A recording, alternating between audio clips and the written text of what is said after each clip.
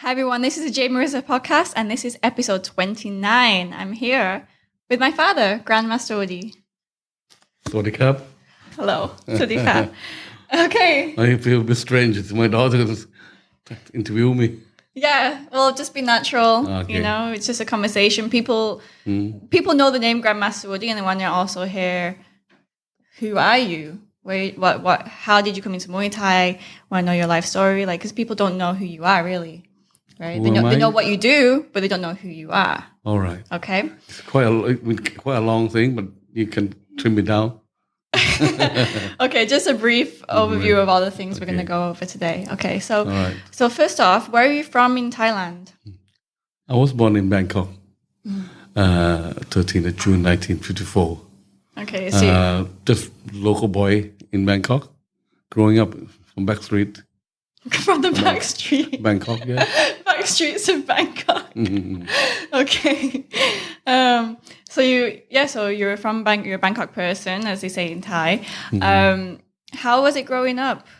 Well, luckily that I wasn't born as a fighter, because you got can describe the two things, that if you are born in rural or you come from outside Bangkok, at the time you're quite not well fortunate about the good living. I was quite lucky. My parents have a bit more money. So what did your parents do? My dad worked for American youth organization, and my mother have a hairdresser. So, but my uncle, my family are quite a little bit of more money than normal people.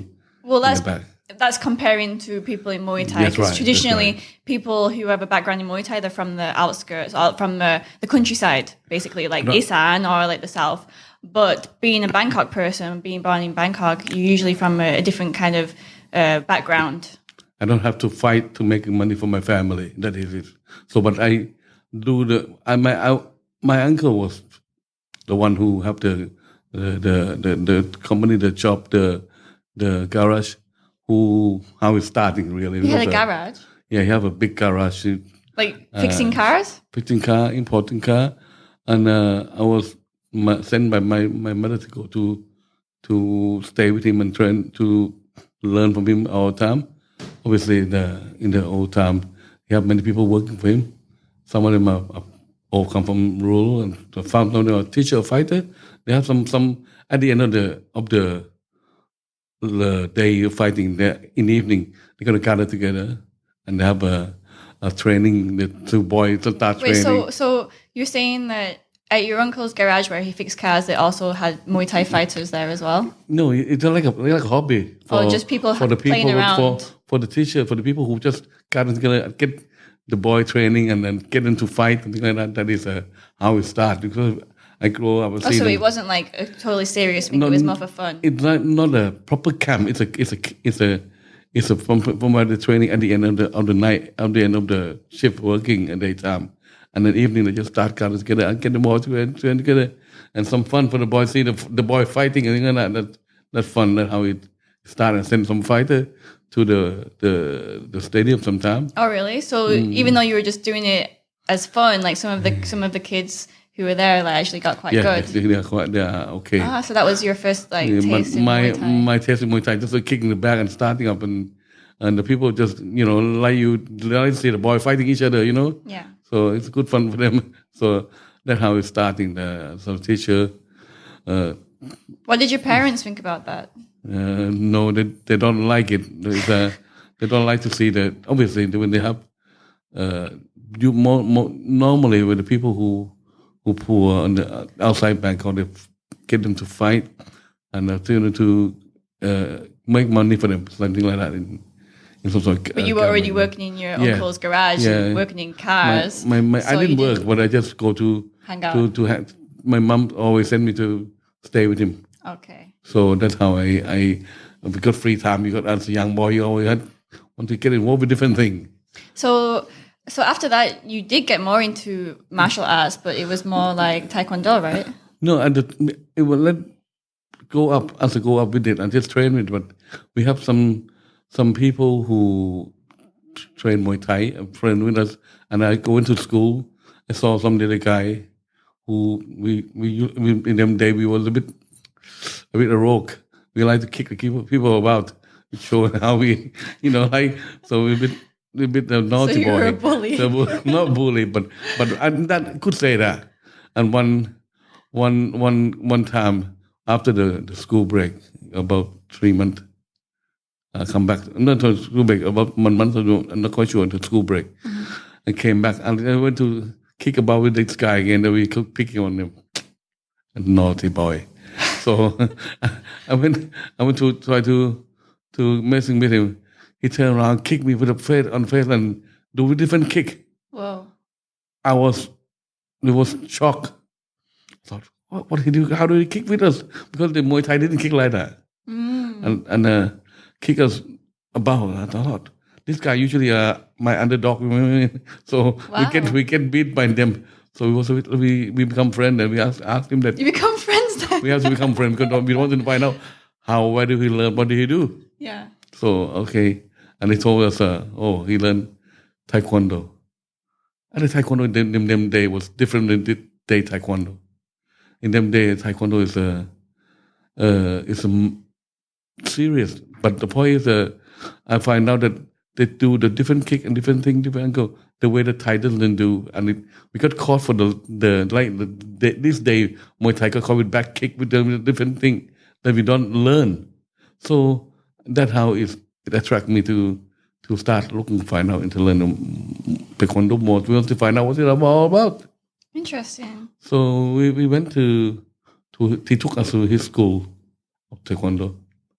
The master is the Korean master in them day come to teach in Thailand for the first time, 1960s. Oh, so he was actually Korean? It's Korean, yeah. Ah. He come to open up sent by the Korean association to do here.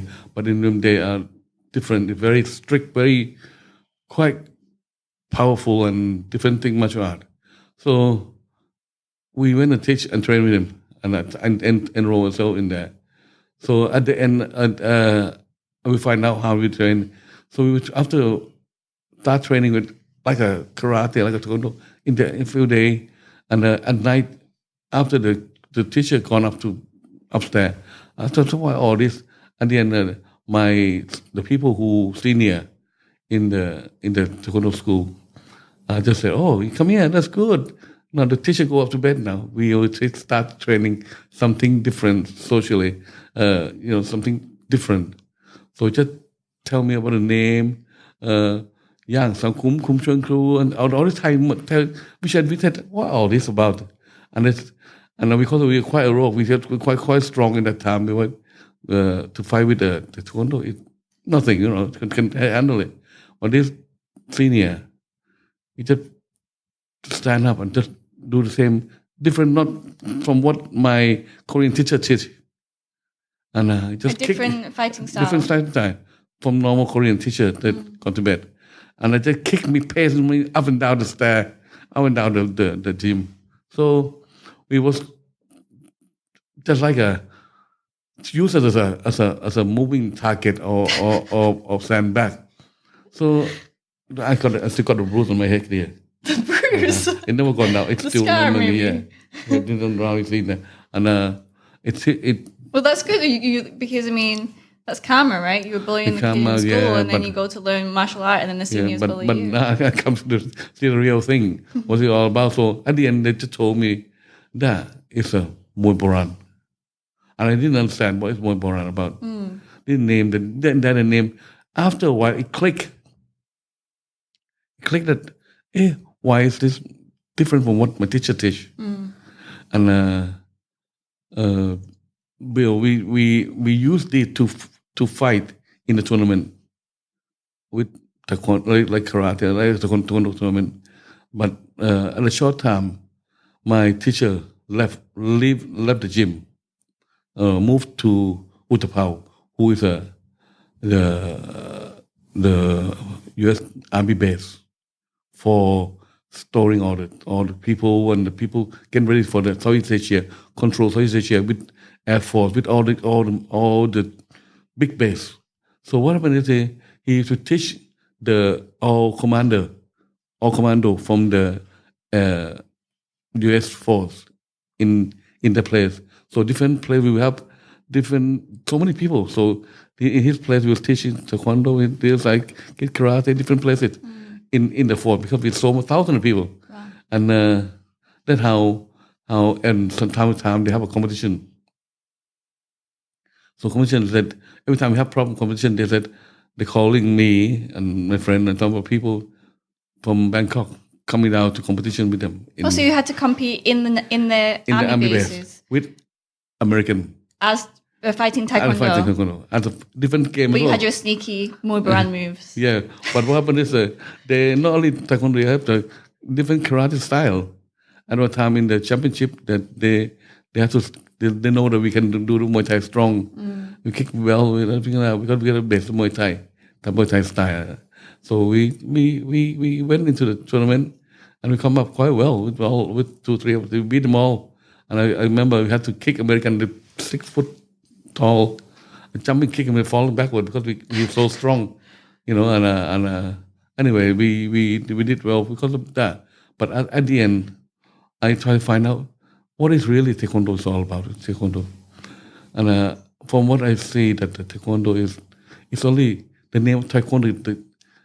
It's a martial art that invented during the Korean War. Korean War in 1950 something. I can't remember.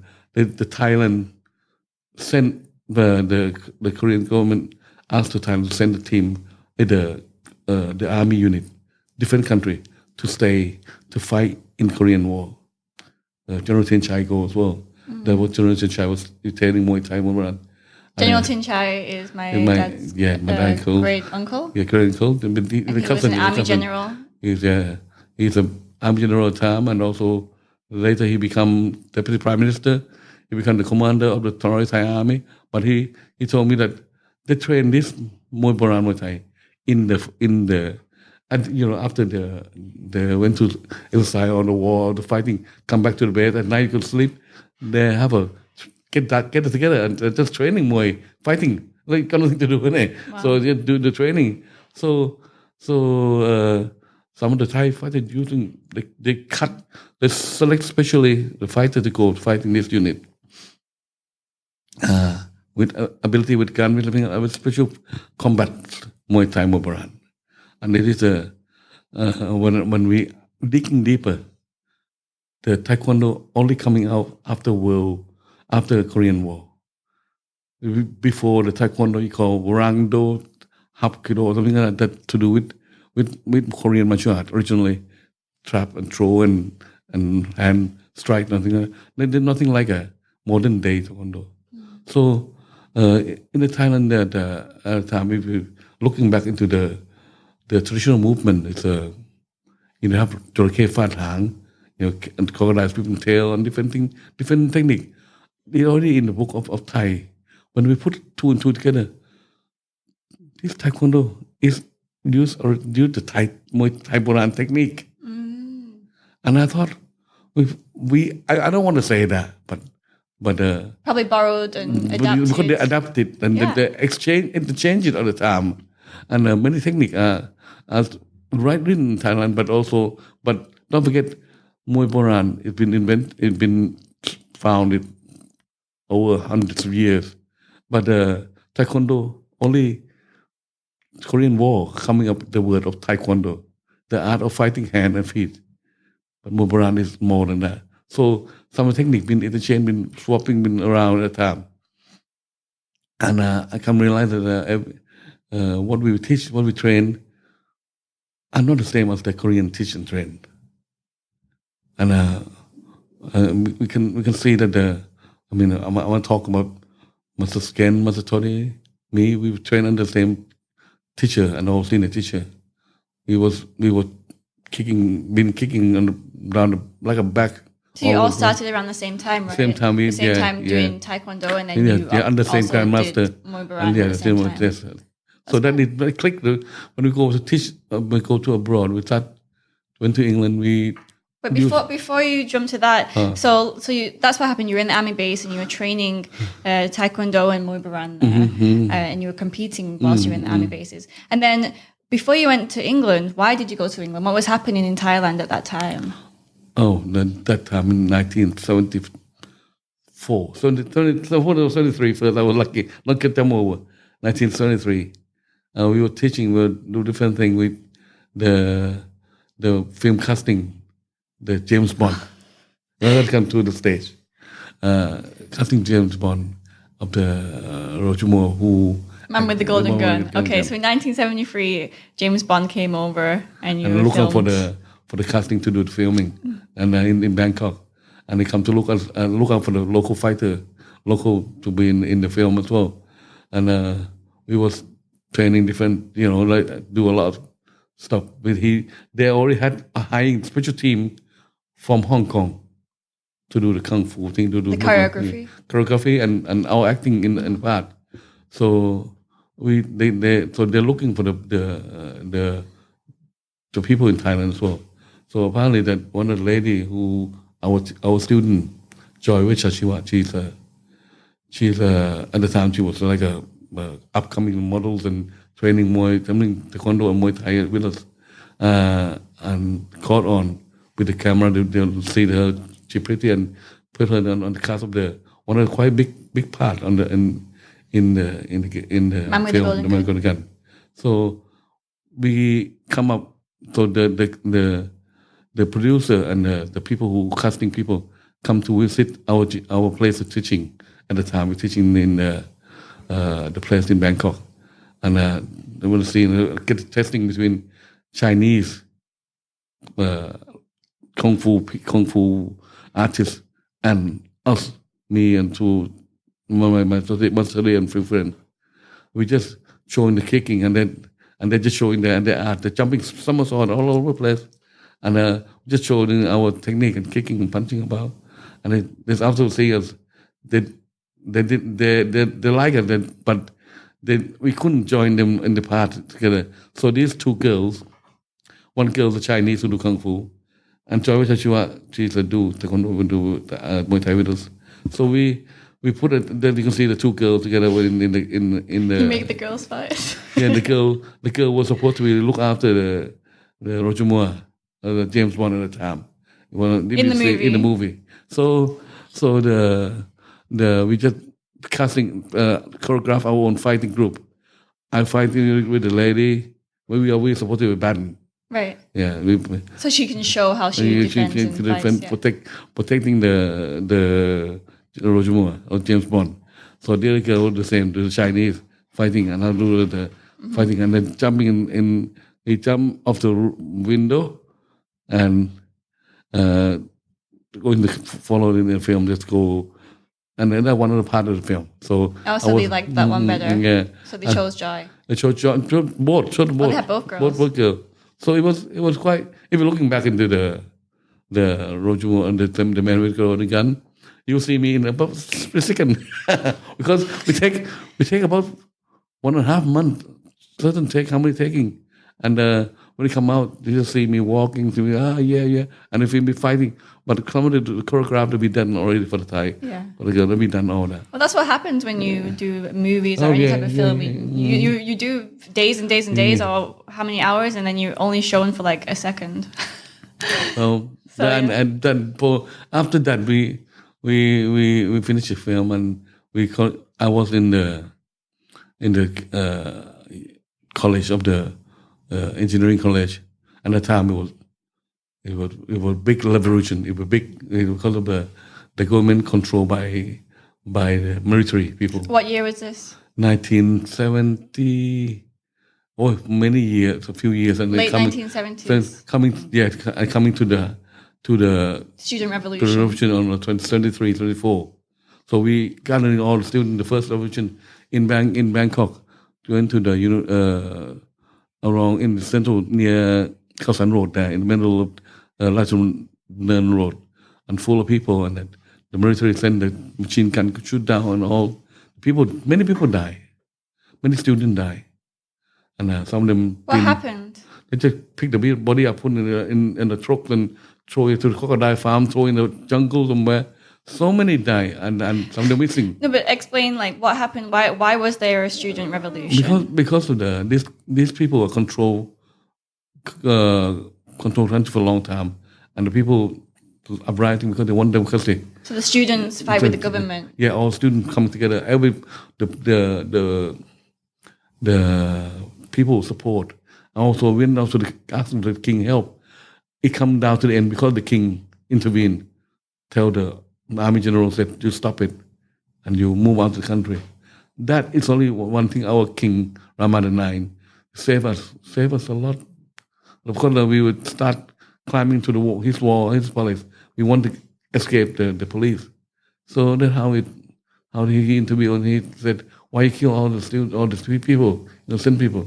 Did you have friends who got? Oh yeah, a few missing, and they still have a statue of the uprising on the.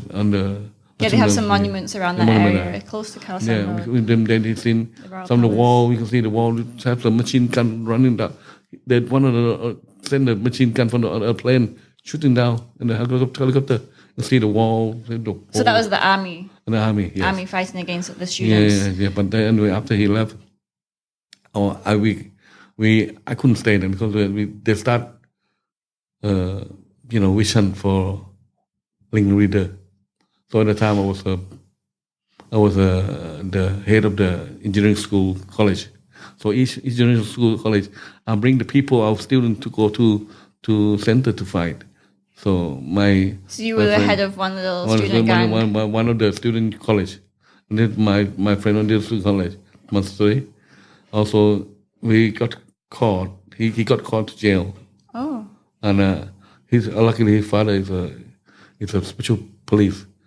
And I said, it's all to both of us. We can't stay now. Because our name is in the list. Okay, so that's the reason we have to leave Thailand because of our list name in the secret file. So we have to get out. So me and my study decide to go. They have to go to country that we can speak something, but we can't even speak English. So why did you choose England? We can't choose Germany because it's even worse. So this one of other countries. English you can speak a little bit, and at the time we build the contact people say to us that you can have a place to stay or school to go. So that's how we're going to go get to start at school, learning English. So you went to England to learn English. Yeah. You and Masatadi went together at the same time? Yes, the same time. That's right. Well, so how did you get to England, and where did you go first, and what happened? And the guy was supposed to be our contact in England. Pick up from the airport. Oh, you had a contact in England already? Yeah. Then we have the people that we have to get them to hire us a school for us to find different place to stay. And after 2-3 days, after the lead took us down and show us different places, he just left, disappear. we just don't know, can't speak English, can't do nothing, don't know what to do. So we ended up in on the street, on a hostel. The hostel is a place that the people down and out at night. We land on the 15th of April. Snow down. Snow in April? It starts spring, the white flake. I thought, wow, snow. First time ever seen snow. And so cold, we got a thin jacket on. So I thought, how are we going to do it? So we just have to find a place to stay. A little bit of money we have, that's all to cover us. And we had to sleep roof. Sleep in the hostel that drown out and the What's drowning out? The people who know homeless. Oh, homeless people. Yeah, and shelter. Shelter. Just stay overnight. Just stay overnight. Just to they have a big room and 10 load of bed long.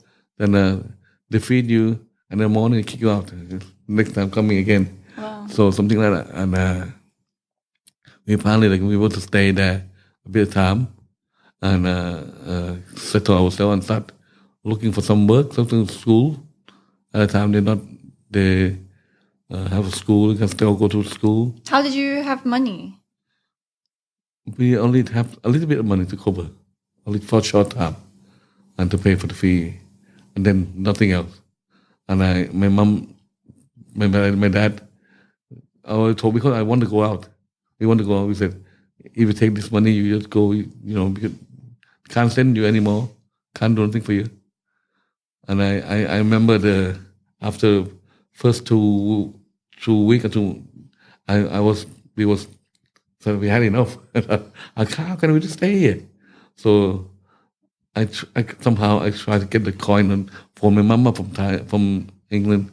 Said, Mom, I'm in England. I'm be in trouble. She said, yes, son. She hung up on you. Hang up on me. She said, you gotta go. You gotta do yourself because you've been there now. Nothing else you can do. So we from there we had to work. I had to get a job I can't speak English. Totally can't speak English. Nothing can speak English.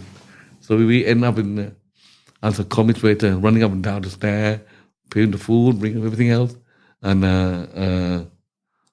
just enough to pay the money for the rent and the food at night. And we managed to get a little under stair cupboard room somewhere. Under the stairs, cupboard room, like Harry Potter. Yeah, very, very, very small. Anyway, so at the house starting, and we end up in the teaching. I start teaching in the park, Pattaya Park. Who were you teaching? Toddy and me. We went to exercise and showing people. We start have more students in. And they have a little bit. So at that time you were in London, right? In London, yeah. In London. So we did at the time we stay in at the hostel there. One of our friend who we teaches the Muay Thai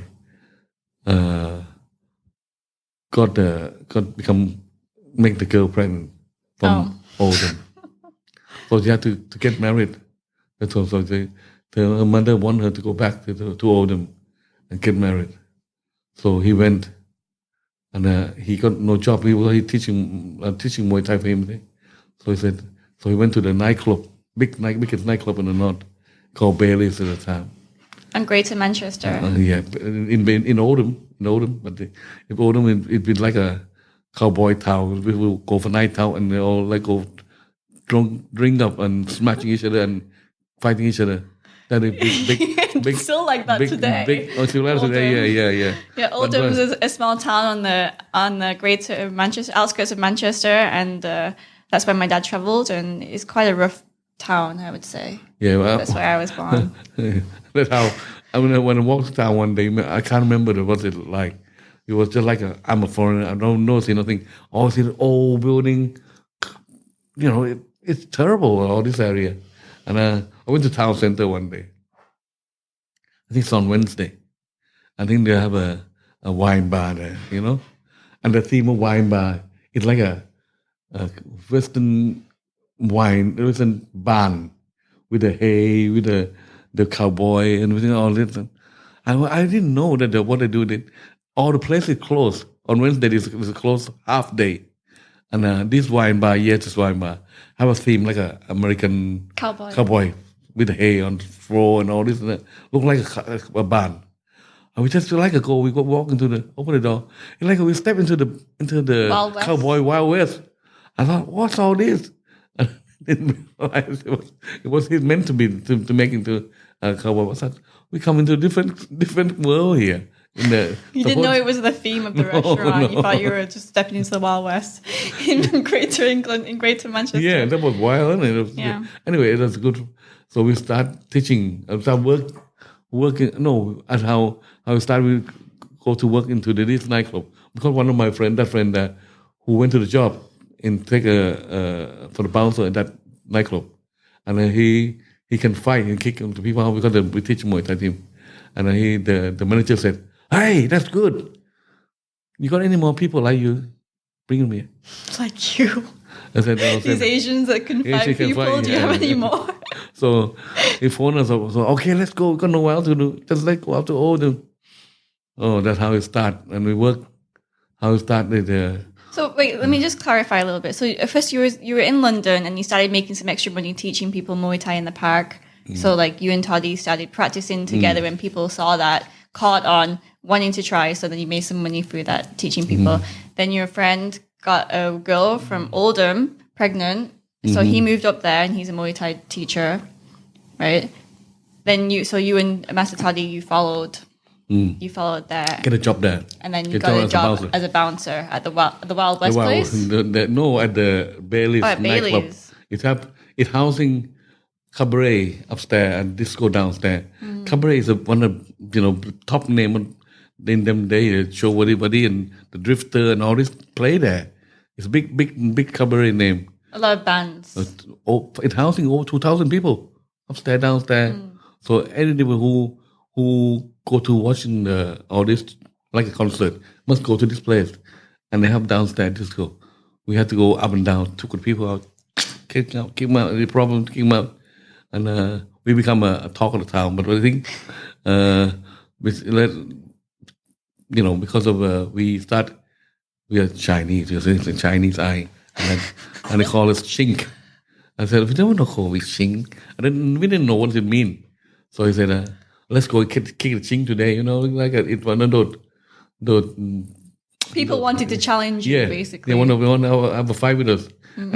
And they all get kicked. I tell you that it was so good. They all get kicked. Good fun. We used to fight each other. They fight back to each other in the middle of the disco. When you stand in the middle of this in the dance floor, the people you turn out, they're dancing away, bang, dancing away. You don't know who you hit you on the back, so you finish up with back to each other, take care and get the people out. So that's how we become. Talk about and more. You're quite well known because there's not many Asian bouncers in Oldham who are kicking people's ass. Yeah, that's all. It grow more and more, become a challenge. The big bus coming up, and it become a different thing. It's so many things happening. And one good thing at the time we go to college as well. That's how I met your mother in the college. Okay, so you did get to go to college, and what did you study? Engineering. Yeah. So you're doing Muay Thai, working as a bouncer. And teach at night. You were teaching also? Teaching at night, yeah. I went to school, teaching in the school, come back at night to work in the bouncing in the nightclub. Okay, so how did you meet Mom? Meet her in the school, actually. teaching her the knee. Teaching everybody online. You were teaching Muay Thai at your school? Yeah. And I said, can you let knee? I put the hand down. Hey, I can doing all right. Your mom can bang onto my lips, bust my lips up. My God, so good. You were getting everyone to knee, and then mom with her great coordination, she kneed you in the face. Yeah, she kneed me on the face. Classic. My lips busting open. Good. My blood all over my face. So I said, okay.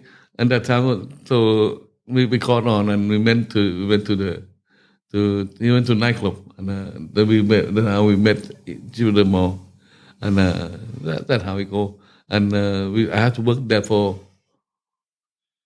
2 years, and I've had a lot of real fights, different. And we opened the school, and the people come challenge every time. They said, "Oh, when they were challenging, they want to be our student. They want to learn from you after." So then you opened a school teaching Muay Thai, Taekwondo, and Taekwondo. Good. So let's jump to that. So did you finish college, or did you just open your Muay Thai school and then that was it? Yeah, I finished in the college, but at the end we had to leave before that. It's nearly the end then. Okay, so you were teaching. So you opened a gym teaching Muay Thai and Taekwondo. What happened? How was that?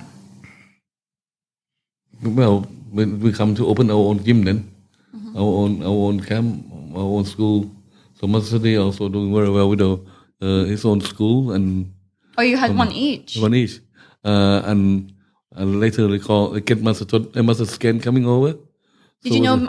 But you knew Master Scan from school back in Thailand. Yeah, right? We already know him in Thailand. He came over to follow. Yeah, at that time me and Master Toddy doing okay, And he just said, "Come to help." I just bring Mrs. Ken as well at that time. So how we three of us get there together.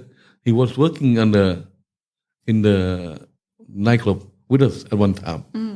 Or three of us on the thing. We don't have photographer, but and so that's how we're finding Kevin is my first student, Kevin Lloyd. So he's only young boy do the karate, judo, and after we've seen us doing our move, so join us. Okay. And within then, he was still there. He's still here now.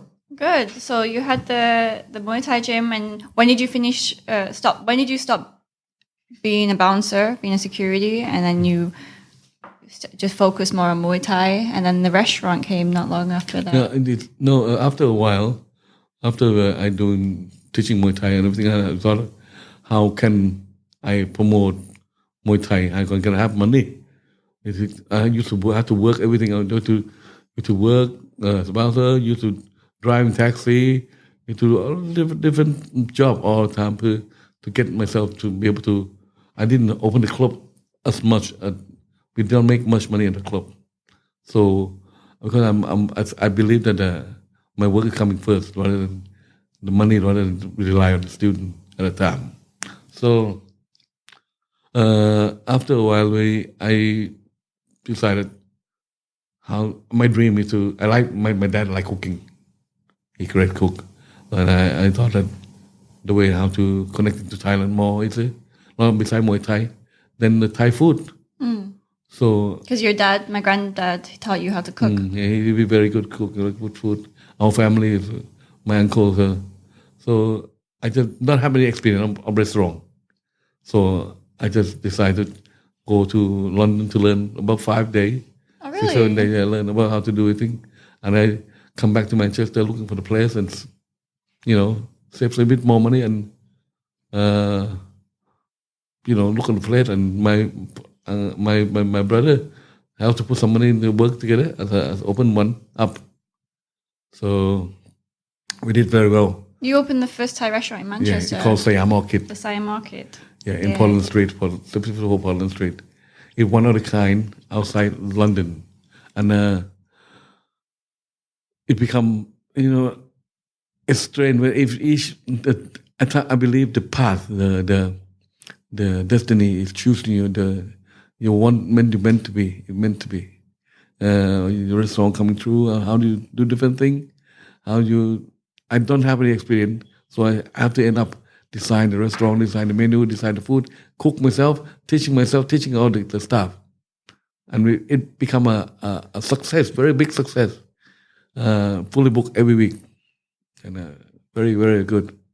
End up we have open Thai restaurant, one for myself, another one, big one with my brother, and another one we opened for my mom, to your mom, in Lloydton. That was way after. Yeah. So we started with the Siam Market that was in Manchester, 54 Portland Street, I remember, right near Chinatown. And then you opened a second one with your brother, which was the Royal Arcade. Yeah. So your Siam Market Thai restaurant, it was in quite a tall building. On the top floor, you were still teaching Muay Thai. We have the school Muay Thai. Downstairs, we just rent the place downstairs as a restaurant, Italian, our restaurant, Korean restaurant, and a gym. And after that, we turning one of our restaurant to karaoke bar. Remember? Yeah, I remember. So that entire building in Portland Street, that must have been expensive. Sixth floor. Yeah. It was. We bought it from the first Siam Market. We borrowed more money, and we very good. Lucky we got loan, and we had to pay the loan all the time. Tax is very, very expensive in England. So I remember when I was born and my childhood, I just remember you being the restaurant. I thought that was more our life, years. The restaurant, Thai restaurant. But he was also teaching Muay Thai and going abroad, going to teach Muay Thai in different countries. At the time, it's after I started the restaurant up, and I still do Muay Thai, but I thought everybody in that time, I think that they didn't know, they call it Thai boxing. My idea thought it had to be Thai word is Muay Thai. And so I came back to talk to the physical education at the time. They were starting something, trying to be running as a side association, want to be amateur Muay Thai, amateur Thai boxing, Muay Thai. Around what year was this? I think in 1988. No, 80s? The first amateur world championship that you held. 1995. Yeah, that was 1995. But yeah. I think it must have been. I went back before, about a year before, 2 years before that. Okay, so around just after I was born, maybe. I was born 92. Just 93, 94. Mm-hmm. Because the first world championship started in 95. Yeah. And I went and talked to them and I said, we need to set up something like that. And did the first white crew. We worked with the Department of Physical Education and also Cultural Commission of Thailand. Set up as a white crew, first white crew ceremony. And then at the time, the top people tell us, they said, oh, what the general, the top general who come to our ceremony said, General Prem Dinsuranon, he's a big Privy Council now. He passed away now.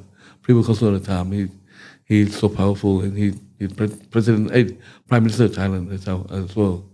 And he said, "Oh, when I see the competition between foreigner and Thai coming in Thailand." So Mr. Kwang at the time, was the Physical Education Director General. He said, "Yes, sir, we can do it." So he asked me that he can get the team together and bring the people to compete in Thailand. So we said about that already, that at the time it was professional fight, it's ongoing, but non-existing of amateur Muay Thai. Mm-hmm. That's how amateur Muay Thai set up, because we had to adapt in the rule, the regulation, the plan. So I invited many people from abroad. The first World Championship is 23 countries. And how did you gather all those countries to come and compete? I was lucky because at the time kickboxing and everything was just starting. Mm-hmm. And we've been asked to go to a meeting with them one day in Spain. I think it's Spain. I think they promoting this Muay Thai, amateur Muay Thai. They didn't believe it. Nobody believed it. Even Thailand don't believe it. Nobody believed you could do it. Nobody can do it and have anything like this. So I had to come back to Thailand before the fight, about 2 weeks, and I had to convince the minister. The minister at the time said, man, not believe it. Postpone it. Next time, postpone. I said, sir, it cannot be postponed. This is the list of people, the date of flight coming up. What did they do? We'll see the list and see the seriously. And it's shocked. I said, oh my God, we have to do it now. But we don't have the money. There's no money at the time. So, Mr. Narit Singwansha, remember? Yeah. He was supporting us at the time. He's quite rich money. He's a millionaire. And he just said, okay, I borrow you 1 million baht to set it all up. Oh, fantastic. Coming 23 countries, everything was free. We pay everything in 1 million baht in days. Wow. A lot of money. Hotel free. At National Stadium. At National Stadium. But at the time, National Stadium no air conditioning. And it's hot like hell. Really hot. And we end up with finish a championship with a really good result. And the people talk about all over the world. That's how we do before IFMA. We do it before everybody else. Yeah. And how it's starting the first time. And it's starting every year. Then it's my job to bring the thing up. So it was... So how did you grow it? I mean, so that you had those 23 countries that went to compete, and then later 30 odd, 34, 30... You kept growing and growing. Yeah, keep growing for every year, growing up every time. But you was traveling around the world, right? Yeah, I had to travel to promote and teaching rule regulation, teaching the art, get the people ready. I went to France, I went to many countries. A lot of people now who touch Muay Thai become part of it. Some of them become a wealthy, some become well-known in the government, in the country. Yeah. And through what we done, I think that if the people who remember coming to join me, they will remember that the first amateur Muay Thai, that's how it give them platform on each country. Yeah. How was life back then? So you were like, you had the restaurant and mom and the family, and then you had to go to Thailand often to do these competitions and talk with the Thai government. As well as that, you had to travel around the world and teach Muay Thai and promote this amateur Muay Thai competition. Life is hell, it's hectic. I nearly divorced your mom. Your mom divorced, not nearly divorced. She divorced me a few times. Yeah. Because it was time were spent away and money and everything else. For me, I just thought, I'm a crazy guy. I don't know why I'm doing it. Yeah. Until today, I still don't know why I'm doing it. Sometimes you don't know your destiny. Sometimes you're not choosing it. Yeah, like they're choosing you, but I mean, you can't let go, you can't throw it away. And you have to fight on as you're a fighter. Right. So yeah, mum was left looking after the restaurant and 2 kids, and you were traveling around the world teaching Muay Thai. Stop rubbing. No, but I'm just saying, like, yeah, you had to go work and promote Muay Thai, but now it makes sense because of all you've grown. And I mean, I think you've made a big impact in Muay Thai in the world, to be honest. Like, it starts with the few people that you teach in each country, and then they get to a level, then they start teaching people, and they start teaching people. So really, like, you've made a big imprint around the world. Well, I remember when I was a kid, you were going to Mexico, Spain, Lebanon, all these random crazy places. And you actually went to North Korea one time. We went to North Korea. It's an experience in North Korea. It's totally different. Why did you go? What did you do? They invite us to do the martial art game. They want to promote the Muay Thai in the North Korea. It was amazing trip. I went with Kevin and different people also, and they're collecting all the telephone away. They have a guard follow you every move. You come up from the hotel, from the old room. There's somebody standing in front of your room waiting for you. Take you out, come back. The guard, you go in and they take you to. We did a demonstration of Muay Thai and a competing fight in North Korea, and they try hard to promoting the country, understand them, and but it's a quite hard country to find out what they're thinking. Did they treat you well though? I know that we had the breakfast in the morning, something with the meat, but I seen you use the same thing cooking at night. Oh, so they give you the same food, similar food, and every meal. adapted at night. So because they don't have much. So they save everything. Products and agriculture and all that. Okay, so anyhow, we talk about when I went to promoting another one that did come to my strong say in my mind is went to Lebanon. Just after the war, and Sami invited me to go to 79 Lebanon, and I went in. I thought, wow, I traveled to Lebanon, and then it was curfew that day. Oh. The army were on the street and look at you and all that, and apparently he's helping teaching in the army as well.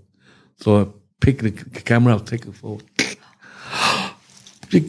They're stopping us, and they try to say we are spy, and apparently that Sami was working with the army, so saying he's our guest, something like that. But I can see that the happened to the war. It's a one road they call Green Line. Both sides is one from side the other side one side. Both roads have a bullet hole, which all along you went to that Green Line. In Beirut? In Beirut. And Beirut used to be a beautiful country, a beautiful city. And it's playground of the rich, of the Middle East. And after that, they just destroy. And that's to tell you the war doesn't do anybody any good. So it was still quite dangerous when you went there. Yeah. How to promote him. Now he become very successful. He become... government look after him and all these different things. Oh, that's good. We've done all this to a lot of people. I think when you look after the army, you teach the army a skill they can use. It's a good a lot of people for the country. who touching with Muay Thai with us, they seem to be very successful. Yeah, they did well. I'm very happy for them. Yeah. I mean, if they were the pioneers in their country, I mean, they started a big thing. Okay, so you've been traveling around. So you had the amateur championships in Thailand, and then you went year after year since 1995. At the maximum. How about the Crew Muay Thai Association? You mentioned that, and not that, but the White Crew ceremony. Yes, the White Crew ceremony is the one that we after the first time White Crew ceremony in Bangkok. So every time after the first White Crew ceremony in championship, when we start the first World Championship, we will have a White Crew ceremony. Oh, so it started at the same time. The White Crew ceremony first national, and then we will start World Championship. But during the World Championship, we have to have some sort of White Crew ceremony in as well, to teaching the foreigner how to what we have and the ceremony we have as a culture promotion. Okay, and, so you had a national White Crew ceremony first, and then which you do for schools in Thailand, right? Like White Crew is like you respect your teacher, so that's how it started. And tomorrow we can have tomorrow. It's this month, and then you did a Muay Thai. In Muay Thai, they also respect their teacher, White Crew. In all art, in everything, in the dancing, and in the school, everything to do with Muay Thai. You respect, you show them respect because they've taught you a skill, they've taught you something. So there is a White Crew Day in Thailand. And so, you started the Muay Thai one with your championship in 1995. Every year since then, we do that until after the tourism authority seen that White Crew ceremony become quite good to promote. So they come to take over. Don't take over. They come to say they're going to support them. So they give us a players and organizing, make it better. Yeah. So now they become a big White Crew ceremony every year. Now it's a 16 White Crew, but we did it before that. Yeah. You studied the first one, and now Thailand Tourism Authority have kind of sort of taken over, and they put a big investment in it, and it's really, really beautiful. Like they're helping promoting. Thai, because Muay Thai culture ceremony is not us, not ours, but we help to enhance, we help to start. But now it's become like it's a go-to thing for tourists. Like if they're there on the 17th of March in Thailand, like a lot of people are now traveling to this White Crew ceremony to see it. It's spectacular. It's like a Mecca. You have to go once a year, once a lifetime to get the ceremony to understand how to become a teacher. Okay. Student. So let's say you're in England for how many years? 35 years. 35 years, and then all of a sudden you wanted to move back to Thailand. Well, it's come up with like everything is coming to the peak because of my health wasn't that good at that time as well. I got a soft palate. I had to have operation here in my throat, and the economy is, we're working so hard. The restaurant is a hard life, and we thought that, it's not really a life for me in England. It's 35 years. It's full of too much stress and work and the family I have to look after. So I thought only way to do it is come back to live in Thailand. But if you come back to live in Thailand, we don't know what to do in Thailand. So we was not quite sure what our life gonna be in Thailand. So it was a hit and miss really, because we thought we can sell everything. We had to share with my family as well, my brother, and we put something on rent, and I thought some money back. So you had no plan when you were going to move to Thailand? You didn't know what you were going to do? No. But I didn't think... You could be living on the street right now. No. But we have a bit of money to buy the house, buy everything like that. But we don't know. Because at the time, many people think that... I was poorly. And I didn't... Some people said I gotta go back to Thailand for dying. For dying? Oh. So...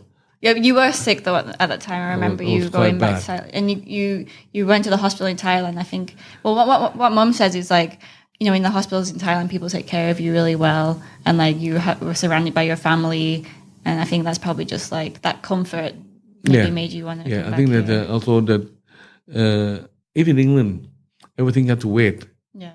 Wait and NHS, and had to consultation and wait everything else. But in Thailand, when you come, if you have money, on time you come back with money. I have a problem with this.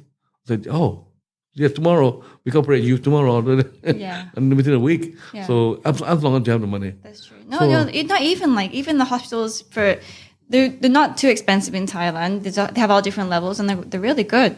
They take care of you. Yeah, I had 3 operations in my throat, and it was clear then after the operation. I will have sleep apnea because when I go back to bed, it's some flap that stop me from breathing at night. So at night you can stop sleeping. It's called sleep apnea, and also if I sleep sometimes making a lot of noise and snoring.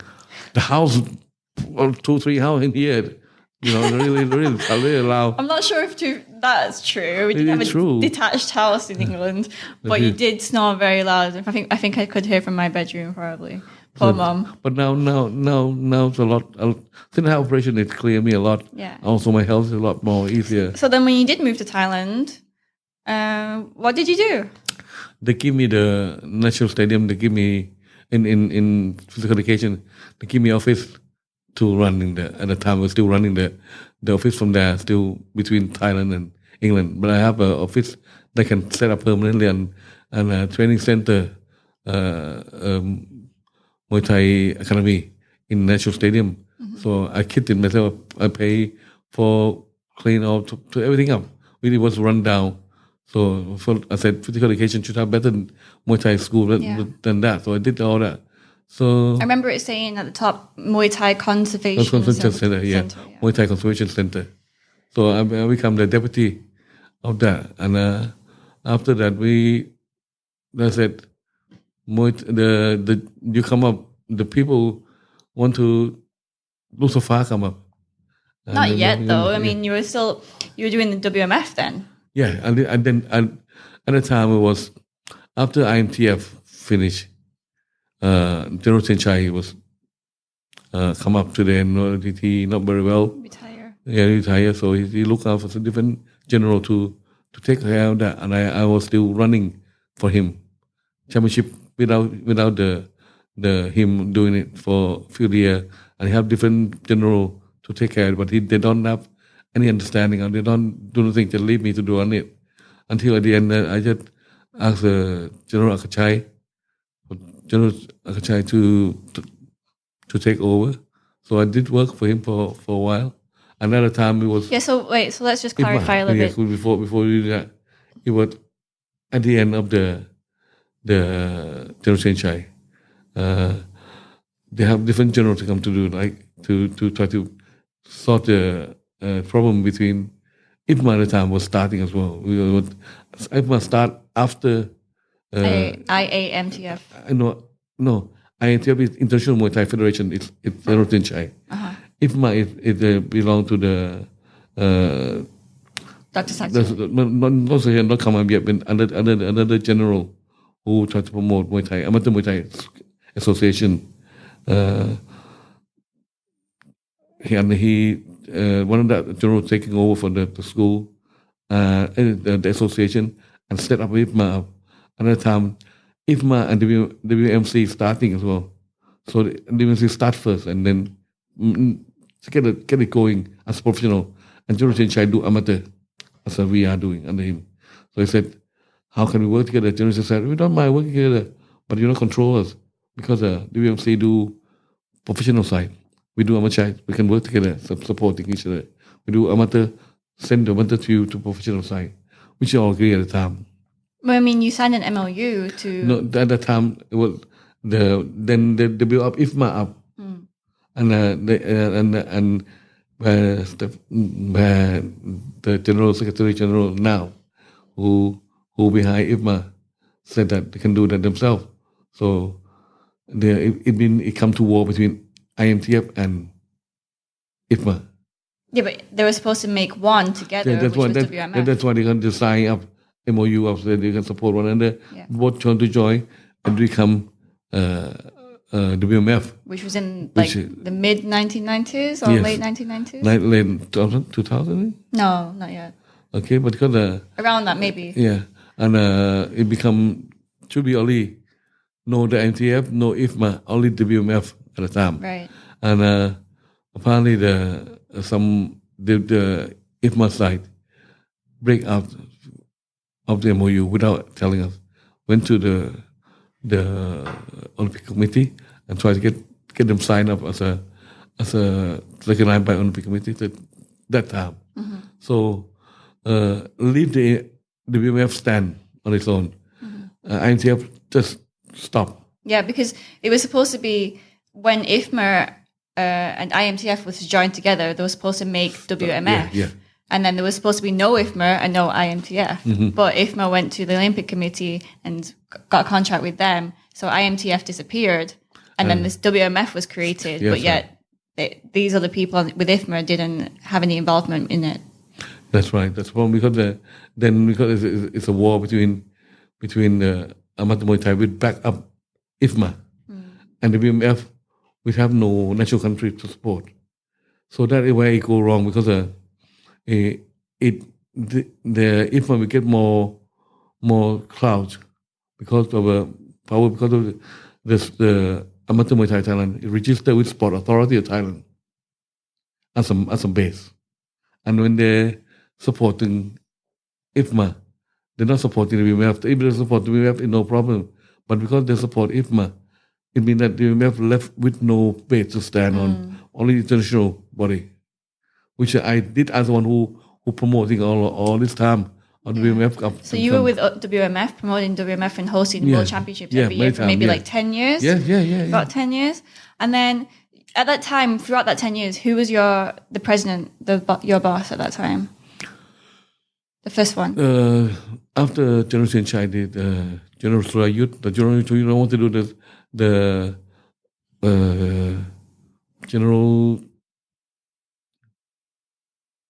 Chinawut, General Chai said Chinawut. Yes, General Chai said Chinawut. Chinawut.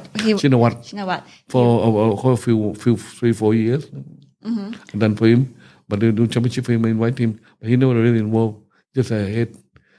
So just kind of let you run everything. Yeah, until General Akachai coming over. Yeah, so then later, throughout the last years at National Stadium when you were working there, the main president changed over again, which was General Akachai, and then things changed a lot. Yeah, because we run everything for him and support everything. We're running the MBK Fight Night as well, and everything else we support. I wasn't back in Thailand yet, properly. Yeah, you were. Yeah. I think I just started coming back. And then after that, the work of the WMF, it become different because the General Akachai brought 2 people in. Because at the time, me and Kevin Loy as the secretary who do the work to promote the WMF, and bring these 2 people coming in, Romanian couple. So they saw that and we make a lot. They think that we make a lot of money and things like that. But each championship, we don't make any money because of the money that come from the fee from the student. We use it to organizing the championship. Yeah. So Dr. Akachai, he brought in a couple of Romanian people to help out, I would say, in the association, and they tried to. They just try to get me out. Try and get you out. Kevin out said, "Oh, Kevin, do this, that." And I was making a lot of money, never tell anybody else, and this and that. So I said, if you do that, let's kick Kevin out first. He went to the European Championship and said, Kevin, do something wrong. And get rid of Kevin at the meeting. And Kevin said, I said to him, I said, if Kevin out, I'm out. Yeah. So they made a lot of stories up and tried to kick you and Master Kevin out. Yeah. And as well, in your gym in the National Stadium, they also destroyed that. Yeah, they also destroyed that as well. Get the people to come to try to get me out from National Stadium as well. Yeah. Like physically get him out. They destroyed the entire place. Chain up and cut the electric and turn the people from physical education against me as well. Mm-hmm. So then later, luckily, actually, around this time, Luktupfah came about. Yeah, because they come to offer me to renting the place of Luktupfah. Luktupfah Muay Thai. Like I said, sometimes you're not sure. It meant to be something. It meant to be each stage of my life. It seemed to be something happening for the reason. So I believe in this sort of, what it meant to be. And but if you work hard enough, you want enough, you get it. And at the time, my daughter said, "Oh, I want the gym." I said, "I don't want the gym. I have a natural stadium." But it was coming at the right time when I get kicked out, so starting back to the Luktupfah, and the Luktupfah has been strong ever since, and we just adapted. Thank you for Jade that she helped to manage and look after it and build up better. Yeah. So luckily at the same time, he moved over to Luktupfah, kind of moved out of WMF because of the Romanian people who really were sabotaging everything, and then created WMO. But you know what's funny is WMF now is the Romanian people are not in that anymore either, because the Dutch General Ekachai kind of learned his lesson, because they also sabotaged him as well. Cheat him and trying to kick him out as well. Yeah, so now WMF right now is trying to rebuild themselves. Apparently they split WMF into two for WMF. Yeah, so later on when they got kicked out of that, they created a fake WMF. World Muay Federation rather than World Muay Thai Federation. But then they also had problems as well with that in Pattaya. I remember they posted an event and I think they got arrested or something. I'm not sure. Because in general, they tried to cheat something, I don't know. And one of the general report him, and get him arrested. It just shows how fast people can come in to your life, and like maybe they burst with all this personality and all these stories and this and that, and they take as much as they can try and get, and then they'll just kind of disappear. But then they leave a big mark. But anyway, you live and learn. So you created World Muay Thai organization. Yes, World Muay Thai organization is at the time we would do amateur. See, we thought that we should have the professional side because the WMF is amateur. And I thought if we're going to do something like that, we do pro-am and professional. So I created WMO. So, and also at the time, we promoting more into the Muay Boran. So Muay Boran Federation, I was the one starting it. We don't want to be the same as amateur. We have Muay Boran. Yeah. Muay Boran, we try to be more cultural, more technical, and also allowed to throw, allowed to... Yeah, so different morals. So at that time, then we had IFMER, who was promoting amateur Muay Thai, WMF, who was promoting Muay Thai, and then my dad, who just started World Muay Thai Organization, WMO. So we decided to not do amateur Muay Thai because we did not want to compete with these people. So we started to do amateur Muay Boran instead. Promote Muay Boran as a martial art too. Yeah, that's why we want to think that a lot of people would. Don't want to fight, want to learn, but to learn from what? If you learn Muay Thai, you go to the gym camp, holding power, only bang, bang, bang, bang, and they don't understand the technical value of it, and the movement, and the traditional name. Yeah. So that's why we try to gather all information. This is already existing in the old book, in the everything, and some old master who did it, and who know really bring it out. So I just thought the only way to do it is to gather all this information and bring it up properly and promoting as a Muay Boran. Yeah, so you really wanted to focus more on the on the martial art aspect. That's right. Rather than just the fighting alone. And also we didn't want to clash with the other organizations. But then later on, they started to do Muay Boran. so we're back in the same thing again. Because we succeed, we think we do. We already ahead of them. So they just follow everything. The grade system, the ranking. That is very important. Yeah, so I mean, obviously with my dad's history of going around the world and spreading Muay Thai since the 1980s, maybe I would say. Yeah, 1980s, like people, he's got a lot of followers and people trust in him. When he does something in Muay Thai, they believe it. So, yeah. All right, so that's WMO, that's Luktupfah. Luktupfah is doing well until today. How about when I wanted to fight? How was your reaction? How did you feel? What did you think? I was about to fight. I thought I was a bit scared. I said, my daughter, I didn't know it's going to be squat. So I thought, if you have a daughter, pretty daughter, would you like to fight, take a chance? So I said to her, no, don't fight. And I worried because at the time, I go well saying that, it was me who put the female fight in the ring for the first time. Before we were part in the national stadium or any ring, there is no women allowed to. No, my kin Thai enter. Touching is not allowed. Even today, Lumpini Stadium, there are no allowed women going near the ring. Because of the blessed with the ring, the blessed with power, because they believe that any woman or anything that female who can wade off to get a lot of the power, because in the fight, if you're looking back the warrior, they not only how to fight the sword, they learn with the mind, with the casting, with the spell, with the hypnosis. If you say that it's a modern hypnosis, if you have to fight with strength, the mind. Like Ramoi? But part of it, but to gather the information, to gather your energy from the earth, and the sun, the sky, you got to believe in something. Anything that you say in the past, if you go to war, even the modern day, before you go to war. Superstition. No, not superstition. Ask anybody who got to go to war. They go to fight tomorrow. Got to go to fight. They could die tomorrow, today, or go out get shot. But so day before they go out, they go, I pray to my mom, my dad, think of my family, or I can prepare myself. That is some sort of prepare the mind up. But regarding like females touching the ring in Muay Thai, traditionally there was no females in the ring. Right? That's the reason. I'm gonna say that. The power that is put in there in the equipment in the machine in the ring, the story there is forbidden. They believe that female is not bad clean, luck.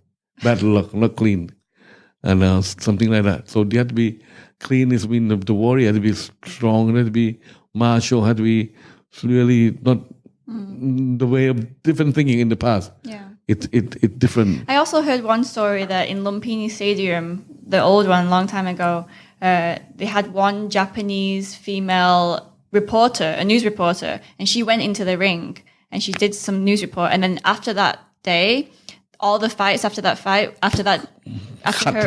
everyone was cut up. It was so bloody. It was like the most brutal fight night they've ever seen. Yeah, so that was another. That's one reason because they put that together. They said that if the woman could touch on the protection in the ring, the bad luck, the each people have their own spirit protection in the ring already.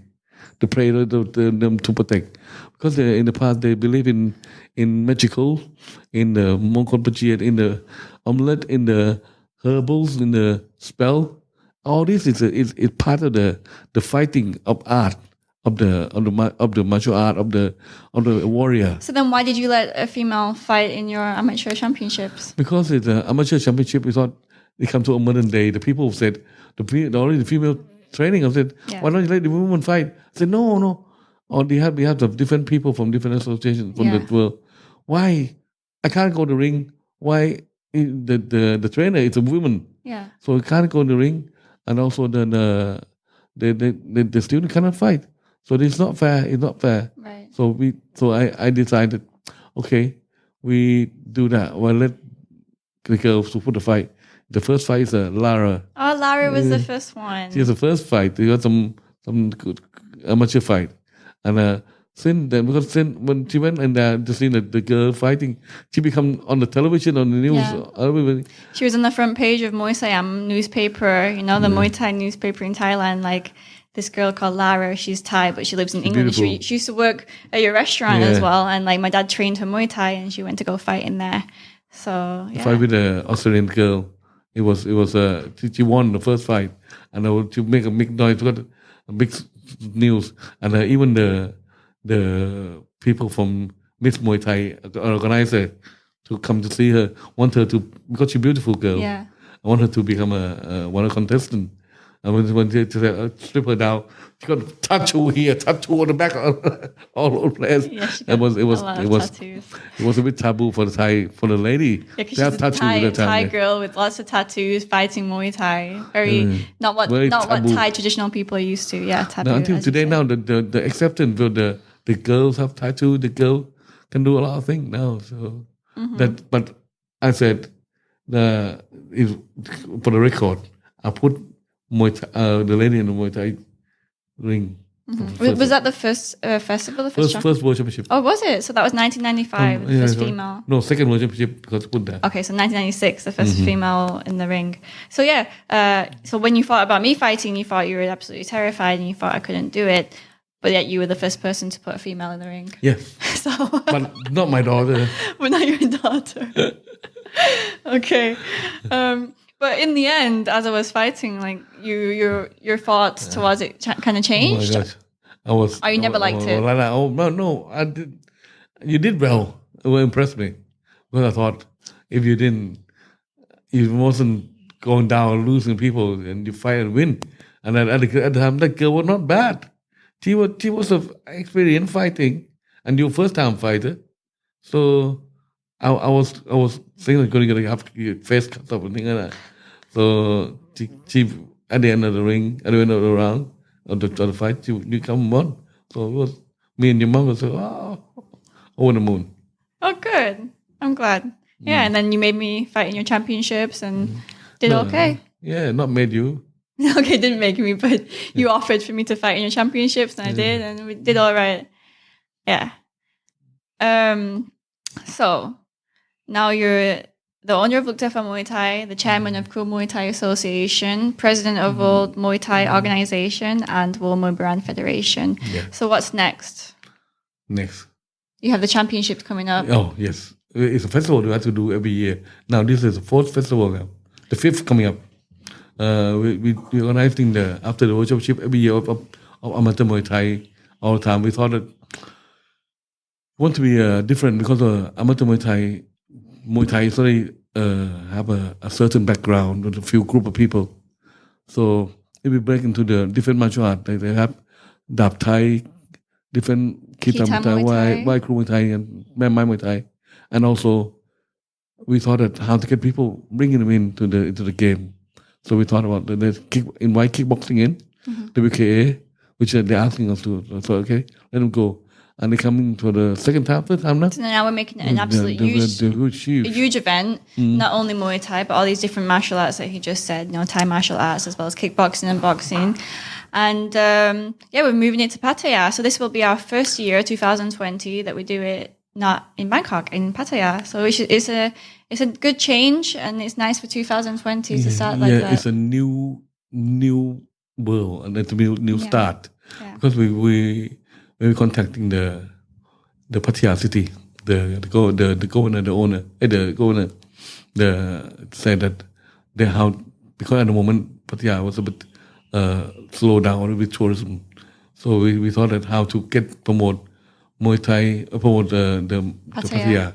So we thought if it can put this festival in, we hope that Pattaya want to be a sports city of the entertainment altogether. Yeah. So we thought that have us in with them, they're supporting, and my dream is we're hoping that maybe one day will be a big event of martial art, all the things that to come together. Instead of we go to Olympic game, the Olympic game, not many people going to get a chance to go in Olympic game. Many martial arts will not go to that big game like that.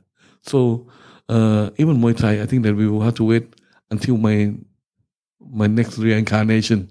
You're going to see the Muay Thai in there. Have to wait a long time. Yeah, I think that it's difficult because it's political and things like that. I'm not by saying if you like to see it, but it's a very, very it's long tough to get dream. in there. So your overall dream is to create a huge martial arts event, and hopefully it will be in Pattaya, which will be the city of sports or city of entertainment in the future. Because actually, as my dad was saying, how everything kind of comes with timing. It comes naturally. Something falls into your place.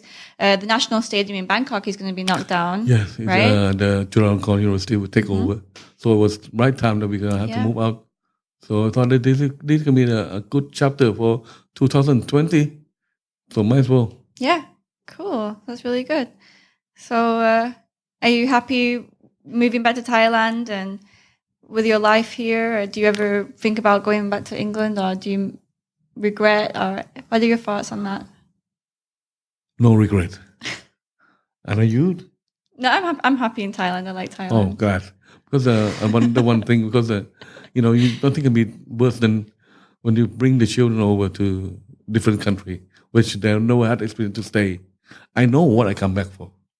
I know that I will live and die rather in Thailand, among my people, just wonder that my children can adapt, can live in the world that we see. But in Thailand, it's a magical how you want to be. If you want to choose the right thing and you enjoy your nice quiet life or hectic life, it's up to you. But just really how you make it yourself, and not much restriction at the moment, but it will. But I think that meanwhile we just enjoy what we got. Good. So you're happy now? Yes, very happy. Okay. All right. Well, thank you, Dad. Thank you, daughter. Okay. Thank you, everyone. Thank you for listening to the Jade Marrisa podcast. Please support my channel, like, subscribe, and comment. There is some more coming, though, but I'm not quite sure what is it. You want to ask me anything or contact Jade about? We talk about quite a big round thing, but it's a lot more details. Episode, different Thai.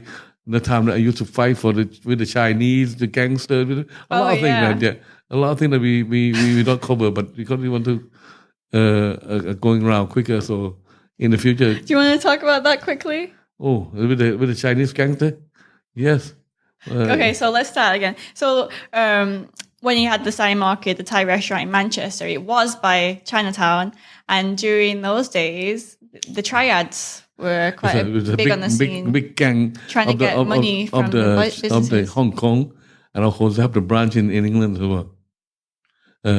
This is like a social club, social people who have to be the owner of different business, got to be a member of this club, and to be a member you have to pay membership, and you have to follow them what they say by force. But they look after you. They look after you. They're supposed to look after you.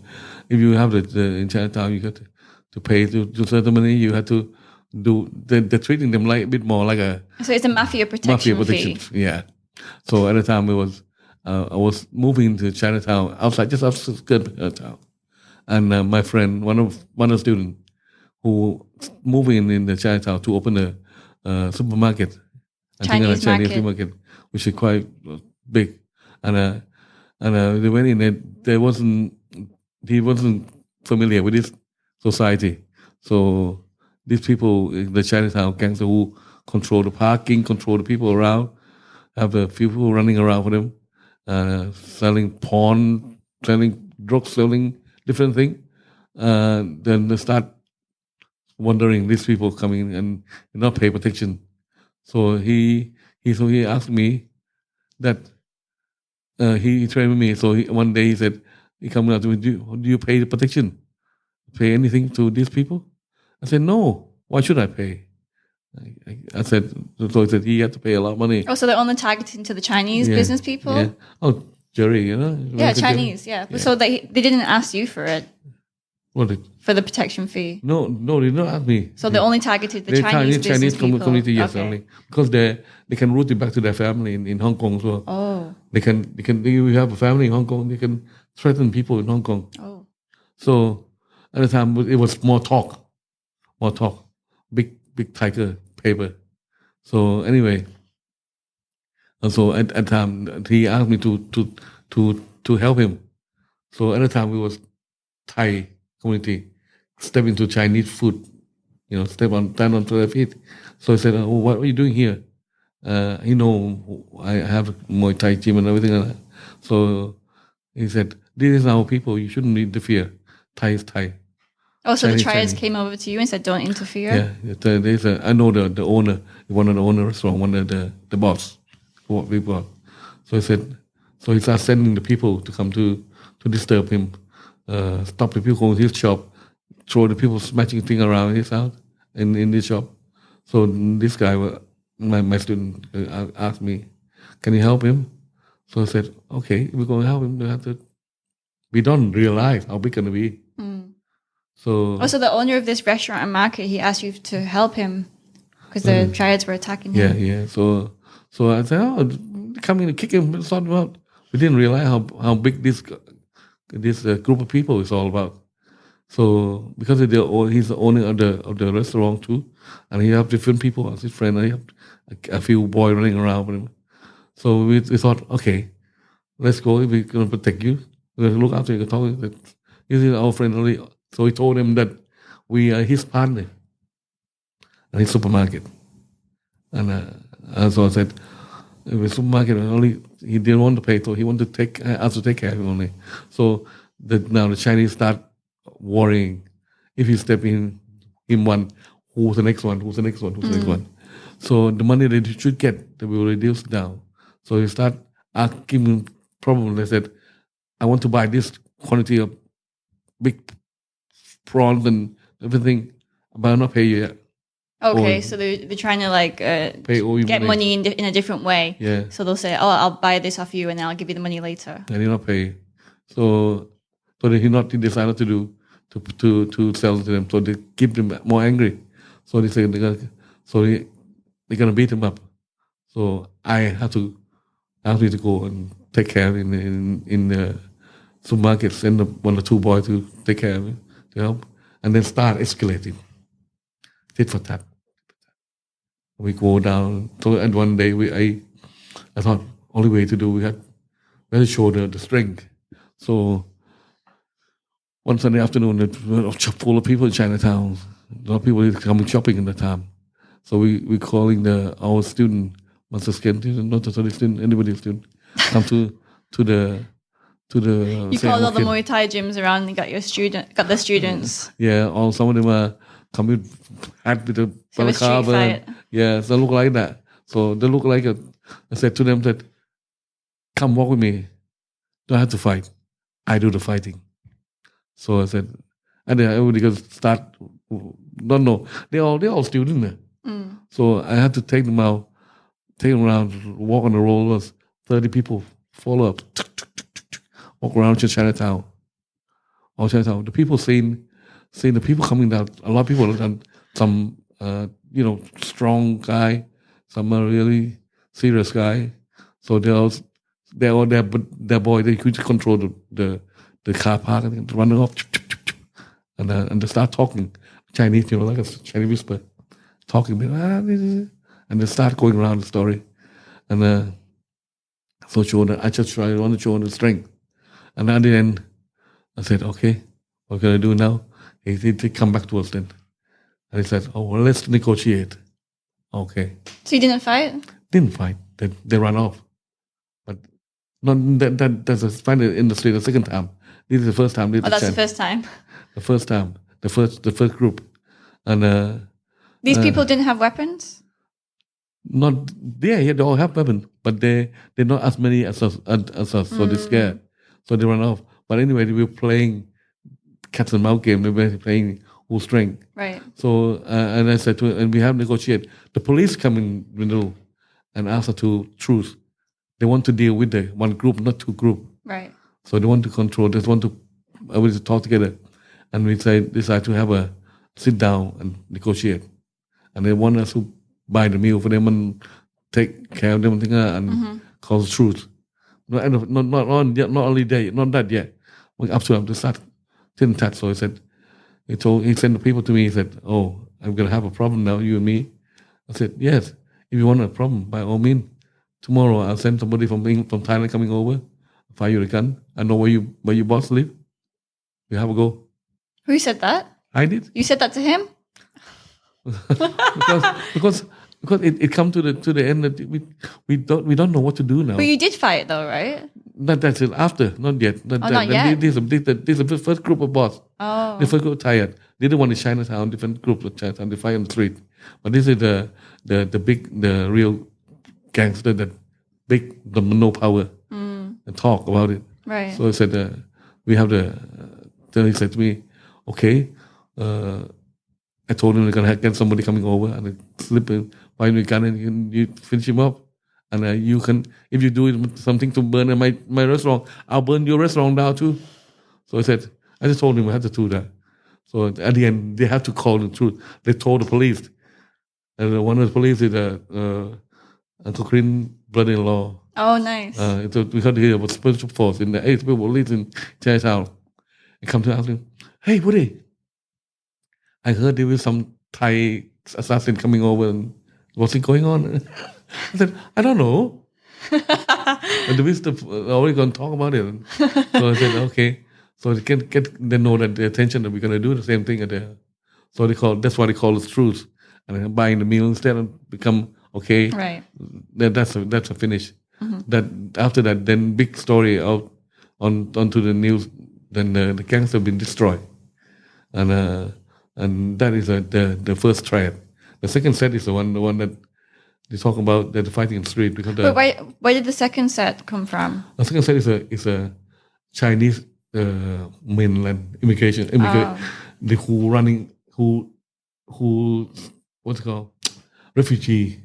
Okay. To people who just coming by boat and things like that. Boat people. Yeah. Coming to settle in Manchester, and they start looking for the job, looking for people, and they gang up 12, 40, 50 people, and they go to, because we're running the corrugate bar at the time, right?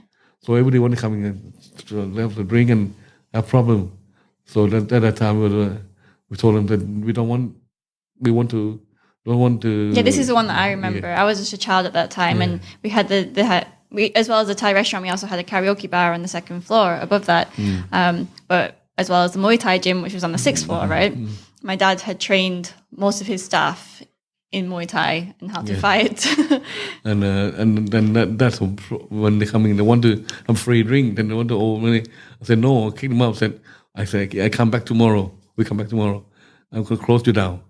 It's like a Chinese kung fu film, yeah? Right. And I said, oh, go home, don't worry. You don't care, I don't believe you. Yeah. The next morning, the evening, I came downstairs, I opened the door. 40 people, 30, 40 people, right on the front of the Siam Market. Really? Full of people. I thought, shit, what can I do? These Chinese refugees want to fight you. Want to fight me. I thought, what are you going to do? I said, oh my God. I couldn't think about it. So I thought I was going to threaten them. So I went to pick up the sword. Yeah. Come on then. Everybody wanted it. So I said, they pull out the chopper out. Yes, I got it as well. So, yeah, I got it too. I thought, shit, I will go down there. I'll be chopped to pieces down in there. So only 3 or 4 of the boys stay with us. And I said, Woody, don't go down. He said, if you don't go down, they go upstairs and trash everything out. Right. So I thought, I took my jacket off and said, come on, anybody want to fight? 1-to-1, each one. And I said, yeah. 1-to-1. Yeah. Everybody said 1-to-1. So I said, I thought it was stand in front of fight in the street there. Nowhere to move. I gotta get butch. Yeah. So I took it down and said, let's go to the side of the corner where I have more room. So I run in and said, they all follow up, man. Follow up. Well, on that little road that goes into Chinatown. Yeah, then in front of the side of the Royal Kid. Oh, okay. It's more bigger space. Yeah. So as I run them, I turn around back. All of them coming up with a big stick with the road stick sign coming up to me. I thought, what can I do? Got no choice. Just have to kick them, bang, bang, bang, bang. And someone one the bouncer come to help me. I couldn't remember what I done. I tell you one thing. I kicked the guy into the ribs, and I actually my kick it bounced from his body, and I thought, what shit? What I hit him with? It was his chopper in his body. I was shuffling and I was digging himself. He was screaming, and we got the weapon inside. You want to go hit? You hit the weapon into his body. So I thought, I was screaming, and everybody running around, and I lost it. I lost everything. I just didn't know what I'd done. And I just coming to term, my shoes are going away, and my wrist is gone, my wristwatch is gone. Somebody was on the back of my head, hit me on the back of the head. One small Chinese guy was standing on the back of my shit. My head, like, bang, bang, bang, bang. I just realized he would just pick him up and throw him on the floor.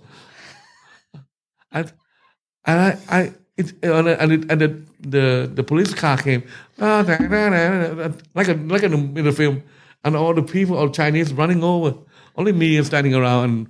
And the police pick up the China boy, throw in the back of the truck. Yeah. I thought I was just turning around. I don't know what happened to me. I was dazed. I didn't know what I'm doing.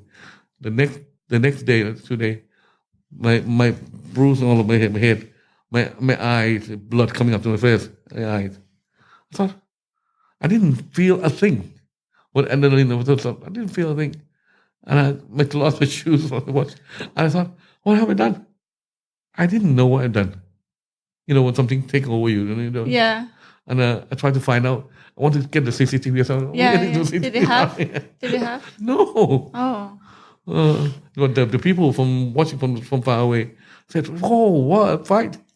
So many fight around." One of the boys, I think the Hamza, I think you remember. Yeah. He used to work for you. Yeah.